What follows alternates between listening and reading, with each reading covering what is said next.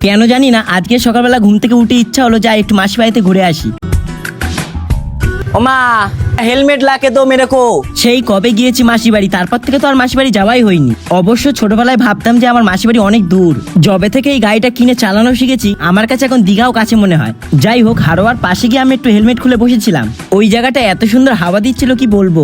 যাই হোক, যখনই আমি মাসি বাড়ি যাই না তো এখান থেকে আমি মিষ্টি কিনে নিয়ে যাই। আমার নাকে সাইনাস রয়েছে, তাও নিজেকে ঠান্ডা খাওয়া থেকে আটকাতে পারি না। মা বারবার করে বলে দিয়েছে ওর খাবার যেন আগে নিয়ে যাবি। এটা হচ্ছে আমার মাসির রান্নাঘর। আমার মাসি যখন বেঁচে ছিল তখন আমার মাসি এখানেই রান্না করতো। এটা হচ্ছে আমার বৌদি, এখন ওই রান্নাঘরে আমার বৌদি রান্না করে। যাওয়া যাবে? দাদা এখন টুকটুক করে এই বাড়িটা করছে। কখনো যদি আমি আরেকবার আসি, যদি বাড়িটা পুরোপুরি কমপ্লিট হয়ে যায় তোমাদের দেখাবো।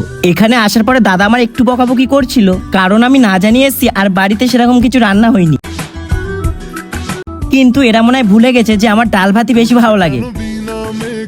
উফ, আমার মাসির বাড়ির পাশেই রয়েছে আমার দিদির বাড়ি। আমার দিদি মানে আমার মাসির মেয়ে, ওই যে সব পাশাপাশি প্রেম করে বিয়ে। দিশা